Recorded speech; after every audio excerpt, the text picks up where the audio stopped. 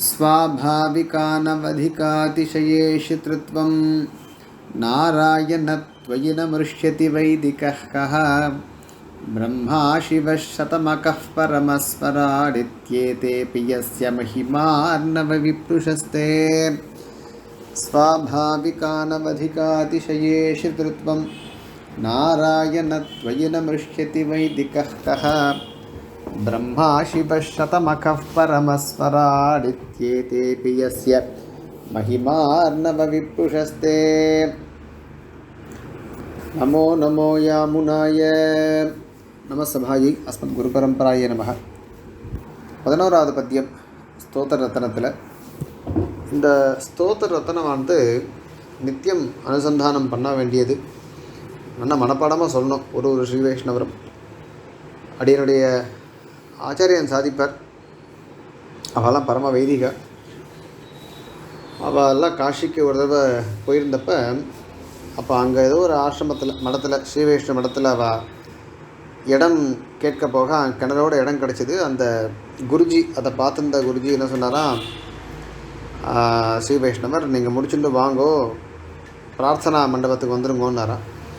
கீதா மாதிரி சித்தமாக அந்த இடத்துக்கு போயிருக்கா. போனால் சின்ன பசங்கள்லேருந்து பெரியவா வரைக்கும் எல்லாருமே வந்து ஸ்தோத்திர ரத்தனத்தை மனப்பாடமாக ரொம்ப அழகாக அனுசந்தானம் பண்ணாங்க. நிதானமாக அது அனுசந்தானம் பண்ண பிறகு தான் மேற்கொண்டு காரியங்கள்லாம் பண்ணான்னு எங்கள் வாத்தியார் அடிக்கடி சொல்லுவார், சாதிப்பார். நம்ம பக்கத்தில் அத்தனை மனப்பாடமாக எத்தனை பேர் சொல்வோன்னு தெரியல. ஆனால் வடதேசத்தில் வந்து ஸ்தோத்திர ரத்தனம் தெரிஞ்சால் தான் ஸ்ரீ வைஷ்ணவன்னு ஒரு கோட்பாடு இருக்கிறதா அவர் சாதிப்பார். ஏன்னு கேட்டால் அத்தனை ஸ்லாக்கியமான ஒரு கிருதி இது. பக்திக்கு பக்தியாச்சு, ஞானத்துக்கு ஞானமாச்சு. எல்லா நம்ம சம்பிரதாயத்தில் இருக்கக்கூடிய அத்தனை விஷயங்களும் ரொம்ப அழகாக சுவாமி வந்து இதில் ரொம்ப அழகாக சூக்ஷ்மமாக சாதிச்சிருக்கார். ஸ்துதி பண்ண ஆரம்பித்து பகவானுடைய கருணையை பறக்க பேசினார். இப்போ பரமாத்மான்னு நம்ம வந்து யாரை சொல்கிறது அப்படின்னு கேட்டால் ஸ்ரீமன் நாராயணனே பரமாத்மா. அதை வந்து விஷதமாக நிர்ணயம் பண்ணணும். எப்படி நிர்ணயம் பண்ணுறது அப்படின்னு கேட்டால் ஸ்ருதியை கொண்டு பண்ணணும். ஸ்ருதியில் அதுக்கு உண்டான வாக்கியங்கள்லாம் இருக்குது. ஸ்ருதி வந்து இதர தேவதைகளையும் அது புகழ்ந்து பேசினா கூட பலவிதமான லிங்கங்கள்லாம் இருக்குது, அடையாளங்கள்லாம் வைத்துக்கொண்டு பார்க்கும்போது ஸ்ரீமன் நாராயணனே பரதேவதா, அவனே பரமாத்மா அப்படின்னு நிர்ணயம் பண்ணி வச்சுருக்கார் ரிஷிகள்லாம். அதை தொடர்ந்து ஆழ்வார்கள் ஆச்சாரியர்கள்லாம் அழகாக அதை பின்பற்றி சம்பிரதாயமானது இன்னி வரைக்கும் இருந்துட்டுருக்கு. இந்த பத்தியத்தில் அந்த பரதேவதைக்குன்னு லக்ஷணம் சொல்லணும் இல்லையா? ததேதத் கதம் பரபிரம்ம லக்ஷணம் அப்படின்னு சுவாமி தன்னுடைய தேசிகன் தன்னுடைய வியாக்கியானத்தில் கேட்கிறார். அதுக்காக தான் அந்த ஸ்லோகம் வந்திருக்கு. தத்ராக ஸ்வாபாவிகேதி, அதற்கு பதிலாக கூறுகின்றார் ஸ்வாபாவிகம். பரமாத்மான்னு சொன்னால் முதல்ல ஈஷித்திருத்துவம் இருக்கணும். ஈஷிதா, ஈஷன்னு சொல்கிறோமோ இன்னும், ஈசன் ஞாலமுண்டு முந்தெல்லாம் கொண்டாடுறோம். ஈசன்னா அந்த பரமாத்மா. ஈசனிடத்தில் என்ன இருக்குன்னு கேட்டால் ஈஷிதான்னு சப்தம் இருக்குது. ஈஷித்திருத்துவம் அதாவது ஈசனாக இருக்கக்கூடிய தன்மை. இப்போ இந்த ஈசனாக இருக்கக்கூடிய தன்மையானது லிமிட்டடாக இருக்கலாம். அப்படி பரமாத்மாவிடத்தில் அப்படி குறைந்து காணப்படுமான்னு கேட்டால் அதிசய அனவதிக அதிசய ஈஷித்திருத்துவம். இது வந்து லிமிட்லெஸ், அதாவது மொத்த பிரபஞ்சத்துக்கும் அவன் ஒருவனே ஈசன் அப்படின்னு அர்த்தமாகுது. சரி, இது யாரோ கொடுத்துருக்கலாமே, அந்த ஈசனையும் ஒருத்தரை உண்டாக்கி அவள் வந்து அந்த ஈஷித்திருத்துவத்தை கொடுத்துருக்கலாமேன்னு சொன்னால் அதுக்கு தான் ஸ்வாபாவிக. இது தலம்னு சொல்லுவாள். ஒவ்வொருத்துக்கும் கேள்வி வந்ததுன்னா அந்த கேள்வியை ஏற்கனவே நம்ம அந்த எதிர்பார்த்து அதுக்கு ஒரு பதத்தை அங்கே அந்த இதில் வாக்கியத்தில் சேர்க்கணும். அப்போ தான் சமர்த்தனமாகும். ஸோ ஸ்வாபாவிக இப்போ ஸ்வாபாவிக்க இருந்துட்டு போட்டோம், அனவதிக்க வேண்டாம்னாலும் அதுவும் குறையா போயிடும். ஸ்வாபாவிகமாக ஈஷித்திருத்துவம் இருக்குது, ஆனால் மொத்த பிரபஞ்சத்துக்கு இல்லை இடம். அதனால் ஸ்வாபாவிக அனவதிக்க அதிசய ஈஷித்திருத்துவம் அப்படின்னு நாராயணன் சொன்னால் எம்பெருமானே துவயின மிருஷ்யதி வைதிகா கஹ. இதில் வைதிகன்னு சொன்னால் அந்த மந்திரத்தை குறிக்கிறது. வைதிகன்னு சொன்னால் பொதுவாக ஒரு வியக்தியை நம்ம சொன்னால் கூட அது வந்து மந்திரத்தை குறிக்கிறது இந்த இடத்துல. அப்போ மிருஷ்யத்தின்னா என்னன்னு சொன்னால் சஹதே அப்படின்னு வியாக்கியானத்தை காண்பிக்கிறது. சஹதே எந்த மந்திரம் வந்து எந்த மந்திரம்தான் பொறுக்க அப்படின்னு கேட்டால் எல்லா மந்திரங்களுமே அதையே ஆமோதிக்கின்றன. வேதத்தில் இருக்கக்கூடிய மந்திரங்கள் எல்லாம் அதையே ஆமோதிக்கின்றன. அல்லது வைதிக பட்சத்தில் வச்சிருந்தாலும் எல்லா வைதிகர்களுமே இதை ஆமோதிக்காத வைதிகர் எவர் அப்படின்னு கேட்குற மாதிரியும் ஆச்சு. சரி, அப்போ மிச்ச தேவதைகளும் இருக்காளே சுவாமி, ஸ்ருதியும் பிரஜாபதியை கொண்டாடுறது, சிவனை கொண்டாடுறது, இந்திரனை கொண்டாடுறது, இந்திரனுக்கு அத்தனை விஷயங்கள் சொல்கிறது. அப்போது எப்படி அவள்லாம் நம்ம எப்படி பார்க்குறதுன்னு கேட்டால் அதற்காக அந்த கீழ் பாதத்தில் 2வது பாதியில் சொல்கிறார், பிரம்மா சிவஹ சதமகஹ பரமஸ்வராடு பரமஸ்வராட் ஏதேபி எஸ்ய மகிமார்ணவ விப்ருஷஸ்தே. இந்த இதர வேறு தேவதைகள்லாம் இருக்கு இல்லையா, பிரம்மா இருக்குது, சதுர்முக பிரம்மா இருக்கார், இப்போ சிவன் இருக்கார். சதமகன்னு சொன்னால் இந்திரனுக்கு பேர். 100 அந்த யாகங்களை பண்ணதுனால அவனுக்கு அந்த பட்டம் கிடச்சிது, சதமகன்னு அவனுக்கு பேர். அப்புறம் இப்படியெல்லாம் அவெல்லாம் சொல்லியிருக்கே. இப்போ பரமஸ்வராட்லாம் சொல்லியிருக்கே அப்படின்னு கேட்டால், ஸ்வராட்டுன்னு சொன்னால் ஆச ஸ்வராட் பவதின்லாம் ஸ்ருதியில் முக்தனை பார்த்து சொல்கிறது. அவனே பரமத்துவம் என்னன்னு கேட்டால் பிரம்மாதியபேட்சையா கர்மவசியத்தா இல்லை இல்லையா, ஞான சங்கோச்சமும் இல்லை. அதனாலேயே அந்த பரமஹ ஸ்வராட்லாம் வந்து முக்தர்களை கொண்டு குறிக்கலாம். அப்படிலாம் இல்லாமல் எல்லார காட்டிலையும் பகவானே உயர்ந்தவன், அவனே வந்து அவன்தான் அனைத்து தேவதைகளை காட்டிலும் அவனே சிறந்தவன், அவனே உயர்ந்தவன் என்பதையெல்லாம் ஸ்ருதியானது காட்டுகின்றது. அதனால் பகவானே பரமாத்மா அப்படின்னு இதெல்லாம் சொல்லி சுவாமி வியாக்கியானத்தில் பல மேற்கோள்கள் காட்டுற. இதில் இருந்தால் புராணத்திலேருந்து, பாகவதத்துலேருந்து, கீதையிலேயே பகவானுடைய வச்சனம் இருக்கு இல்லையா, மற்ற பரதரம் நாஸ்தின்னு பகவான் சாதிக்கிறான். அது மாதிரி அதுலேருந்து காண்பிச்சு இன்னும் பல விஷயங்கள் காட்டுறார். ஒரு இதையும் எடுத்துகிட்டு திருநாமத்தெல்லாம் எடுத்துகிட்டு சொல்கிறார். ஆனால் ஒன்று சொன்னால் சம்பிரதாயத்தில் எல்லா இந்த தேவதைகளோட பெயர்கள் எல்லாமும் பகவானத்தில் அன்வயிக்கும். அவர்களுக்கு சாட்சாத்தாக போகிறதுன்றது நம்ம விவகாரத்தில் வச்சுருந்தா கூட அந்த சப்ரம்மா சசிவன் அவர்களுக்கெல்லாம் அந்தரியாமே பகவான் இருந்துட்டுருக்கான். அதில் சுவாமி தேசிகன் சாதிக்கிற அந்த இத்தி சப்தம் பண்ணுறது இல்லையா, ஸ்வராடித்தி, அந்த இத்தி சப்தமானது ஸ்ருதியில் இருக்கிறதுனால அதை காண்பிக்கிறதுக்காக அந்த இத்தி சப்தத்தை இவர் பயன்படுத்தியிருக்கார் அப்படின்றதையும் சுவாமி சமர்த்தனம் பண்ணுறார். இதெல்லாம் இவெல்லாம் இருக்காளுன்னு கேட்டால், எஸ்ய மகிமார்ணவ விப்ருஷா தே, உன்னுடைய மகிமை இருக்கணும், அதோட அரணவம் அந்த பெருங்கடலில் சிறு துகள்கள் அவெல்லாம் அதில் இருக்கக்கூடிய ஒரு அலை நுரை இது போன்ற ஒரு சிறிய இதில் அவளுடைய மகிமை அவ்வளோதான் அப்படின்னு தெரிவிச்சுட்டு பகவான் ஸ்ரீமன் நாராயணனே பரதேவதை, அவனே இந்த ஸ்துதிக்கு அவனே தகுந்தவன் அப்படிங்கிறதெல்லாம் காண்பிக்கிற இந்த ஸ்லோகம் மூலமாக. அடுத்த பத்தியம் இன்னும் ரொம்ப சுவாரஸ்யமாக இருக்கும். யார் பரமாத்மான வாதம் வந்ததுன்னா அப்போ அதை கேள்வி கேட்டால் இவர் திருப்பி கேள்வி கேட்டு ரொம்ப அழகாக அதை சமர்த்தனம் பண்ணுறார். ஸோ அப்படி இதனால் இந்த ஸ்தோத்திர ரத்னத்துக்கு ஒரு நல்ல ஒரு மகிமை இருக்குது. ரொம்ப ஸ்ராவியமான ஒரு இது பாராயணம் பண்ணுறது நல்லாயிருக்கும். எல்லாரும் அதை கற்றுண்டு பாராயணம் பண்ணணும். அடுத்த இதில் நம்ம பார்க்கலாம். நமோ நமோ யாமுனாய யாமுனாய நமோ நமஹ. நமோ நமோ யாமுனாய யாமுனாய நமோ நமஹ. கஸ்ரீஸ்ரீயः பரமசத்வசமாஸ்ரயः கः கஃப் புண்டரீகநயனः புருஷோத்தமः கः கஸ்யாயுதாயுதசதைககலாம்ஷகாம்ஷே விஸ்வம் விசித்ரஜிதஜித்ரவிபாகவృத்தம். கஸ்ரீஸ்ரீயः பரமசத்வசமாஸ்ரயः கः கஃப் புண்டரீகநயனः புருஷோத்தமः கः கஸ்யாயுதாயுதசதைககலாம்ஷகாம்ஷே விஸ்வம் விசித்ரஜிதஜித்ரவிபாகவృத்தம். நமோ நமோ யாமுனாய யாமுனாய நமோ நமஹ. நமோ நமோ யாமுனாய யாமுனாய நமோ நமஹ. 12வது பத்தியம் ஸ்தோத்திர ரத்னத்தில் 11வது பத்தியத்தை பார்க்கும்போது யார் பரமாத்மா என்பதை முதல் நிர்ணயம் செய்யாமல் ஸ்துதி செய்வது என்பது பொருந்தாது அப்படின்னு பொதுவாக ஸ்ருதி என்ன பண்ணணும்னு கேட்டால் பொதுவாக பல பதங்களை கொண்டு நமக்கு பரமாத்மா யார்ன்றதை காண்பிக்கும். அப்படி வரைச்சி என்ன ஆகும் கேட்டால் சில திருநாமங்கள்லாம் அந்தந்த தேவதைக்கும் போய் சேரும். அப்போ என்ன ஆறுதுன்னு கேட்டால் எல்லாமே தேவதா பரமா போயிடுச்சுன்னா திருப்பி எது பரமாத்மான்னு நமக்கு ஊர்ஜிதமாக சொல்கிறதுக்கு அடையாளங்கள் இருந்தால் சொல்ல முடியும். அப்போ லிங்கம்னு சொல்லுவா, அடையாளம் வேணும். இந்த தேவதை தான் பரமாத்மா அப்படிங்கிறத ஊர்ஜிதமாக சொல்கிறதுக்கு அந்த பரமாத்மா லட்சணத்துக்குன்னு சிலதெல்லாம் இருக்கும். அதை அந்த தேவதையோடு அன்வயித்து விட்டால் அப்போ நமக்கு நிர்தாரணம் பண்ணிடலாம் அந்த தேவதை தான் பரதேவதை அப்படிங்கிறது.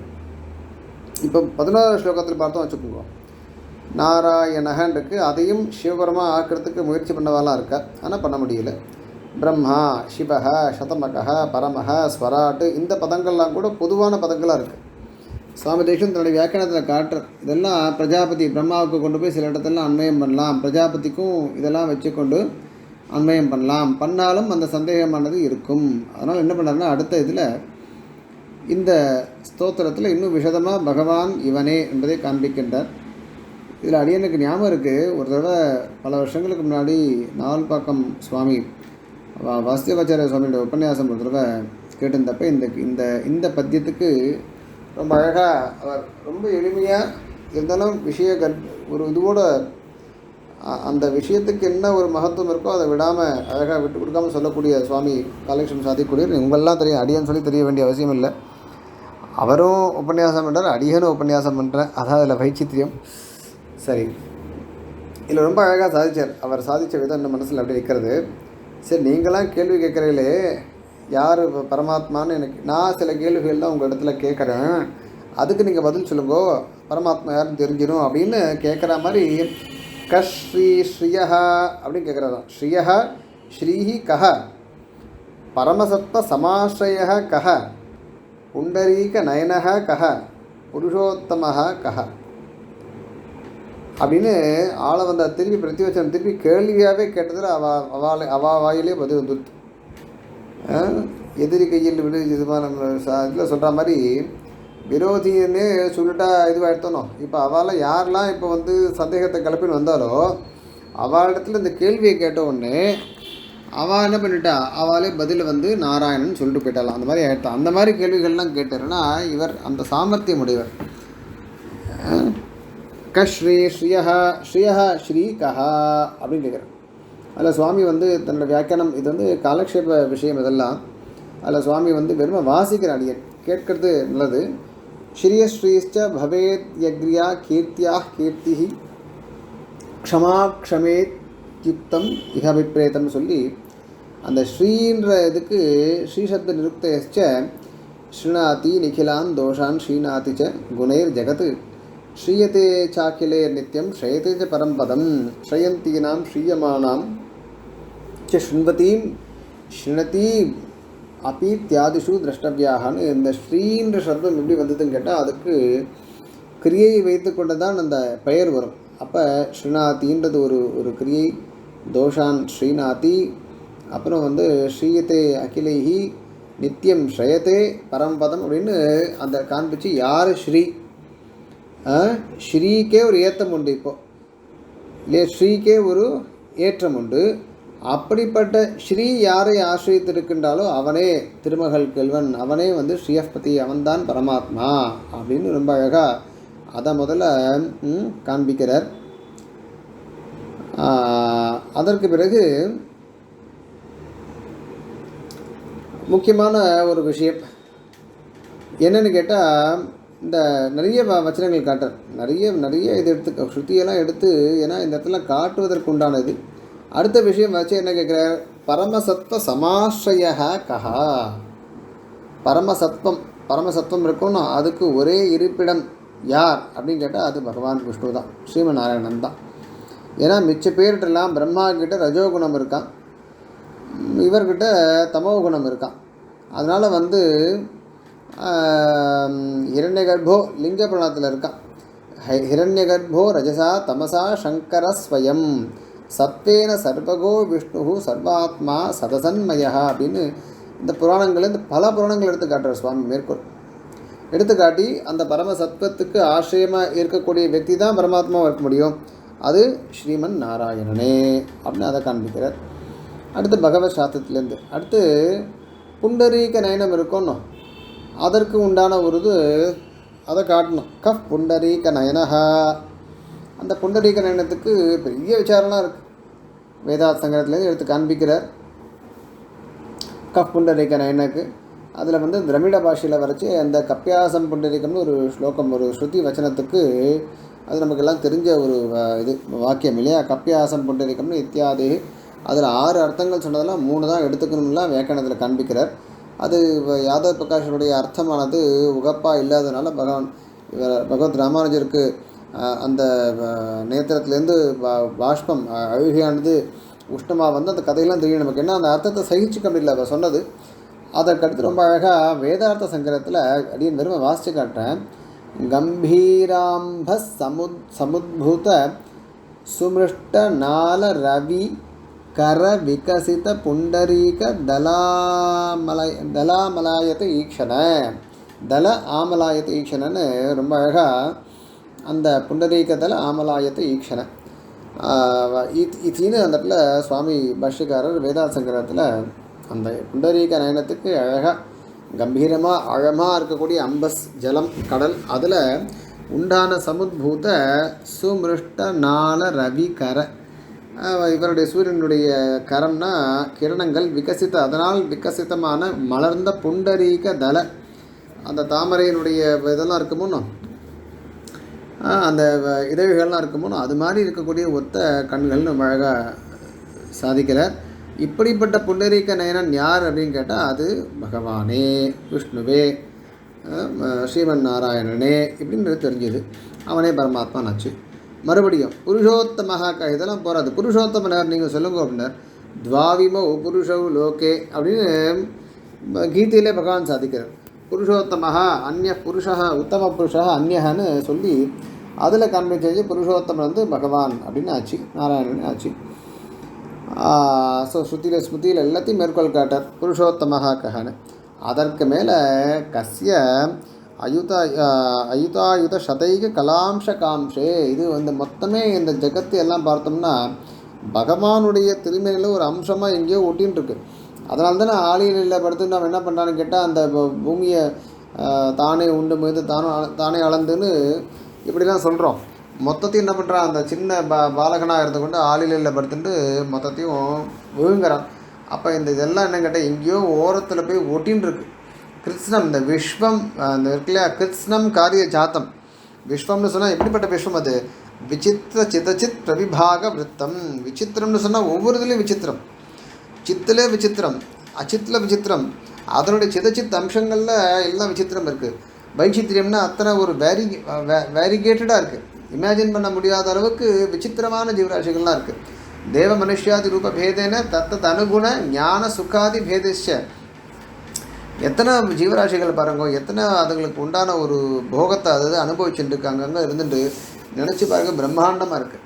அப்படி திருப்பி அச்சேத்தன பிரபிபாகஸ்து பூதேந்திரியாதி ரூபேன போக்கிய போகோபகரண ரூபேன எத்தனை விதமான போக உபகரணங்கள், எத்தனை விதமான போக்கியங்கள் இதெல்லாம் பார்த்தோம்னா தலையை சுற்றுறது நமக்கு. ஆனால் இது அத்தனையுமே பார்த்தோம்னா எவனுடைய பன்மடங்கு இருக்கக்கூடிய அந்த இதில் மகிமையில் எங்கேயோ ஒரு ஓரத்தில் ஒட்டின்னு இருக்கு லக்னமாக. அப்படி இருக்கக்கூடிய அம்சமாக இருக்கக்கூடியது எவனுடைய இதில் இதெல்லாம் அம்சமாகின்றதுன்னு கேட்டால் அதுவும் ஸ்ரீமன் நாராயணனே அப்படின்லாம் ரொம்ப அழகாக சமர்த்தனம் பண்ணி எந்த விதமான சந்தேகமும் இல்லாதபடி சொல்லி, அதனால் அப்படிப்பட்ட பகவானே உன்னை துதிக்கின்றேன், உன் தயை என்னை ஆட்கொள்ள வேண்டும்னு ஆளந்தனுடைய ஒரு பிரார்த்தனை. இது ஸ்துதி. இது வந்து சுவாமி தேசிகனோட வியாக்கியானத்தை வச்சுட்டு பறக்கச்சு இன்னும் பல விஷயங்கள் தெரியறது. ஆனால் அது கிட்டத்தட்ட ஒரு காலக்ஷேபமாக பண்ண வேண்டிய ஒரு காரியம். அது எல்லாத்துலேயும் உபன்யாசத்தில் சொல்கிறதுக்கும் இல்லை. ஸோ 11, 12 பார்த்தோம். மேற்கொண்டு அடுத்ததில் நம்ம அனுபவிக்கலாம். அஸ்மத் குரு பரம்பராய நமஹ. நமோ நமோ யாமுனாய யாமுனாய நமோ நமஹ. நமோ நமோ யாமுனாய யாமுனாய நமோ நமஹ. நமஸ்காரம்.